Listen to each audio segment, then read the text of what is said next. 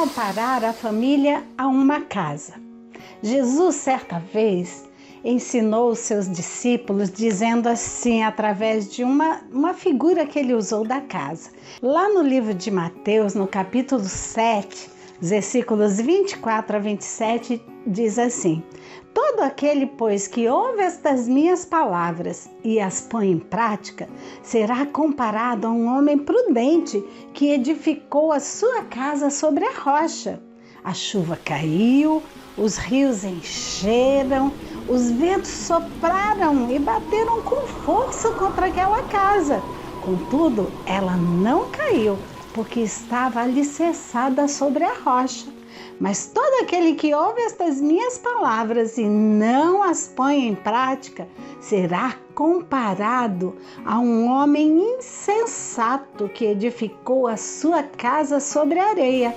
A chuva caiu, os rios encheram, os ventos sopraram e bateram com força contra aquela casa.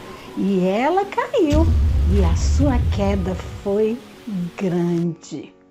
Jesus estava dizendo aqui que haviam dois homens, um que era muito sábio, muito esperto, quando construiu a sua casa, construiu sobre a rocha, porque ali podia bater os ventos, podia vir a chuva, podia a água subir, que a casa estava bem alicerçada, bem firmada. O outro, que era tolo, insensato, quer dizer tolo, né? Não pensa muito bem, construiu na areia. Foi fácil construir, mas quando veio a primeira chuva, a casa caiu. Quando a gente pensa nesse ensinamento de Jesus, eu queria imaginar, comparar a nossa família com uma casa. Para a gente construir uma casa, a primeira coisa que a gente tem que fazer é um plano, um projeto. Às vezes o papai e a mamãe contratam um arquiteto, é a pessoa responsável por desenhar, por imaginar como é que vai ser aquela casa. O arquiteto, ele é responsável por imaginar como é que vai ficar, desenhar e por todo aquele projeto. A família é um projeto de Deus. Então Deus é o nosso arquiteto, foi Ele que planejou a família. Já pensou se você não tivesse família? Já pensou se você não tivesse papai, nem mamãe, nem irmãos, nem vovô e vovó? Seria muito chato viver nesse mundo sem família, não é mesmo? Então Deus, Ele é o nosso arquiteto, Ele planejou a família e foi uma das melhores coisas que Deus planejou. Mas aí a gente pensa assim, depois que o arquiteto faz todo aquele projeto, a primeira coisa a ser feita numa casa é o alicerce. O alicerce, sabe aquele buraco bem fundo que se faz e começa a colocar as pedras e bastante cimento para aquela casa ficar bem firme? E quando é um prédio, então, o alicerce é aquele buraco bem grande, bem fundo. E lá eles começam a colocar muita pedra, muito ferro, muito cimento para que aquele prédio fique em pé, senão os prédios não ficariam em pé. Então, a coisa mais importante numa casa, que primeiro se faz e sem ele a casa não pode ser construída, é o alicerce. Jesus é o alicerce da nossa família. Sem Jesus segurando a nossa família, sem a nossa família ser construída em Jesus, tendo Jesus no nosso coração, tudo vai ficar mais difícil. Quando Jesus está na nossa família, lá no alicerce, quando os filhos vão crescendo, amando a Jesus, tudo vai ficar mais fácil. Depois que o alicerce está pronto, a próxima coisa que se constrói numa casa é, quem sabe? São as paredes. Começa a colocar um tijolinho em cima de outro tijolinho e vai subindo os tijolinhos bem juntinhos. Eles têm que ficar bem juntinhos uns dos outros. E tem uma massa que se coloca para juntar os tijolinhos que se chama cimento. É uma massa feita com cimento. O cimento, quando seca, ele endurece e ele junta, ele cola os tijolinhos uns nos outros. Se a gente esquecer de colocar um tijolo, sabe o que vai acontecer? A parede não vai ficar legal, vai rachar, né? Ela não vai ficar, ela pode até cair por falta de um tijolinho. Então, todos os tijolinhos têm que estar bem juntinhos. A parede na nossa família simboliza, sabe o quê? A união, a unidade entre os membros da família. Você tem um irmão? Você é amigo do seu irmão? Vocês são unidos? Vocês brincam juntos? Vocês se divertem juntos? Ou seu irmão está sendo o seu inimigo dentro da sua própria casa? Sabe que tem casos que os filhos não são amigos dos pais. Às vezes os pais não são amigos dos filhos. Às vezes os irmãos não são amigos uns dos outros. Isso se chama rachadura nas paredes, né? E uma casa com rachaduras não vai ficar legal, uma hora ela vai cair. Então, que a gente se lembre que a parede da casa simboliza que a gente tem que estar bem juntinhos dos outros, unidos. A família é um time, é como um time de futebol. Todo mundo joga ajudando um ao outro e não competindo com o outro. A gente tem que estar todo mundo jogando juntinho, né? Estando juntos, em comunhão, em união. Depois que a parede está pronta, o próximo passo na construção de uma casa é colocar o telhado. O telhado serve para proteger a família, para proteger a casa. Sem o telhado, ia cair chuva dentro da nossa casa, o sol ia bater o dia inteiro, ia fazer frio. Então, o telhado é a nossa proteção. É proteção contra a chuva, contra o sol, contra, né, qualquer outra coisa que venha lá do alto que possa atingir a nossa casa. O telhado, ele é responsável por cobrir toda a casa. E a gente pode comparar o telhado com o amor na família. A Bíblia diz lá em 1 Coríntios 13 que o amor é o sentimento mais importante numa família. O amor cobre todas as coisas. Então, se na sua família tem amor, fica muito mais fácil a gente aceitar o nosso irmão, aceitar o nosso pai, a nossa mãe como eles são, porque o amor é muito maior do que os defeitos que um ou outro possa ter. Então, o telhado na nossa família simboliza o amor. Mas sabe que às vezes tem casa que tem uma goteirinha lá no telhado, uma telha quebrada, e a goteirinha pingando a noite toda, plim, plim, plim, plim, deixa a gente chateado, irritado. Quando a gente pensa numa goteira, numa família, sabe o que pode ser?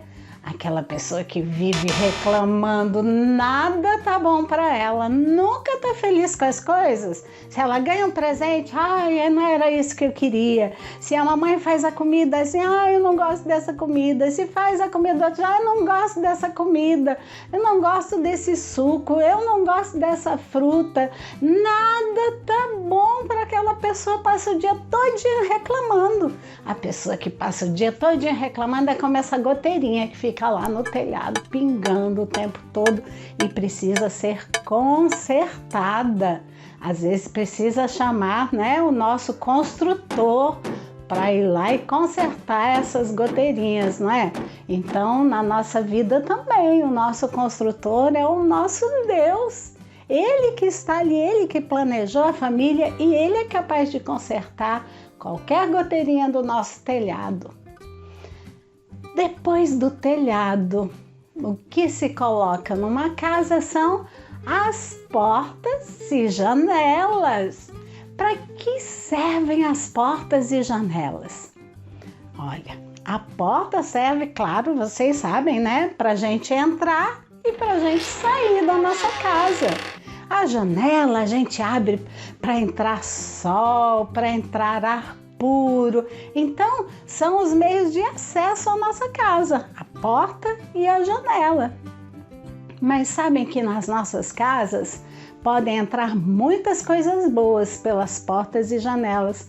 Pode entrar esse ar puro que eu falei, o solzinho da manhã pela janela. Pode entrar uma pessoa querida na nossa família, os nossos queridos. Mas também pode entrar coisas ruins. Quando um ladrão aparece de noite, ele entra às vezes pela janela, pela porta. Às vezes entram coisas ruins, pode entrar um bicho, né? Um inseto, e eles não são desejáveis, certo? A gente quer logo matar uma barata que entra pela porta voando, ou uma aranha, qualquer bicho, a gente quer logo expulsar, porque a gente não quer isso ali dentro da nossa casa. Sabem que às vezes na nossa casa podem entrar coisas indesejáveis, influências más, pode entrar pela televisão, pelo celular, coisas que não vão deixar a família feliz, que podem estragar a paz da nossa família. Então, que na sua família vocês possam deixar só entrar coisas boas. Essas coisas ruins, coloca para fora, como a gente coloca um inseto que não vai fazer bem para nossa família. Deixa entrar só as coisas que vão abençoar a sua família, que vão fazer o bem para vocês. Depois das portas e janelas, aí o dono da casa vai pensar na construção em colocar um jardim. Gente, uma casa sem jardim, sem umas plantinhas. Eu moro numa casa, eu gosto de jardim. As plantas alegram a nossa casa, deixam mais bonita, exalam perfume das flores. É tão bom entrar numa casa cheirosa, não é? Agora, uma casa que cheira mal, a gente quer passar longe, não é mesmo? A Bíblia diz, lá em 2 Coríntios 2,15, que nós somos o bom perfume de Cristo. Uma pessoa perfumada, uma casa perfumada, todo mundo quer estar juntinho, não é?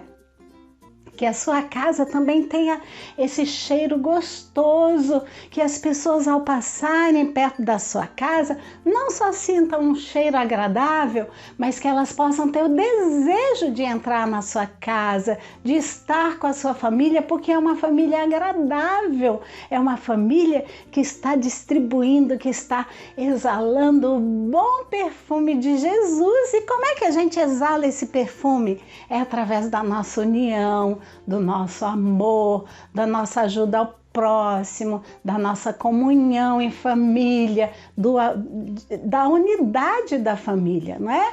Então, que a sua família esteja exalando esse bom perfume de Jesus como um belo jardim. Mas também uma casa precisa de endereço. Lá na sua casa, no seu prédio, na porta do seu apartamento tem um número, certo? Esse número identifica quem mora naquela casa. Quando a gente vai fazer um documento, a gente diz o nosso endereço. Uma casa sem número, ou que o número está lá apagado, ninguém vai saber quem mora dentro dessa casa. Será que as pessoas aí que moram perto de você, no seu prédio, na sua rua, sabem que aí dentro da sua casa mora uma família que ama Jesus? Eles podem identificar a sua casa dizendo, olha, ali mora uma família que os filhos são bacanas, são obedientes, nessa casa a gente não ouve palavrões, nessa casa a gente não ouve aquelas músicas feias, horrorosas. Nessa casa tem pessoas que amam a Deus? Será que as pessoas aí da sua rua, do seu prédio, sabem que aí na sua casa mora uma família que ama a Deus? Que assim seja, né? Que a sua família sempre mostre que ama a Deus pelas suas ações. Mas também a casa, sim, que eu pensei, que eu sonhei, tem uma chaminé. Certamente no seu prédio não tem uma chaminé, né? Mas se alguém tem uma churrasqueira em casa ou tem um fogão assim bem diferente, tem uma chaminé. Para que serve a chaminé? Ela serve para sair a fumaça que não pode ficar dentro da casa, porque a fumaça, ela intoxica a gente passa mal, a gente adoece. Sabe o que significa essa fumaça dentro da nossa casa? A raiva, a briga, a gritaria, né? Quando os irmãos estão brigando uns com os outros, não é? Precisa ter um escapezinho lá, a chaminé por onde toda essa raiva saia, para que naquela família as pessoas sejam unidas, para que a raiva não deixe ninguém doente aí dentro da sua casa. Como no texto que Jesus disse lá em Mateus 7, que a gente leu no começo, se essa casa está bem construída num alicerce que é Jesus, se Jesus faz parte da sua família, se a sua família está buscando ser unida uns aos outros, se há perdão na sua família, mesmo quando brigam, né? Aquela chaminézinha que simboliza o perdão por onde toda a raiva vai embora, se na sua casa tem proteção, tem cuidado, a Bíblia diz que pode formar um temporal, pode vir uma chuva bem forte, podem vir os problemas, as preocupações, pode vir doença, pode vir pandemia, o que for. A Bíblia diz que essa casa vai permanecer em pé, sua família vai subsistir, a sua família vai vencer, porque Jesus é o alicerce da sua casa. E se um dia tiver alguma rachadurazinha, alguma coisa que não vai bem na família, algum problema com alguém da família, a gente deve chamar o nosso arquiteto, que é também o nosso mestre de obras, que é o nosso Deus. Ele é o único capaz de consertar tudo que não estiver bem na nossa família. Então, que a sua família busque a Deus e que você também coloque sempre a sua família diante de Deus em oração. Amém.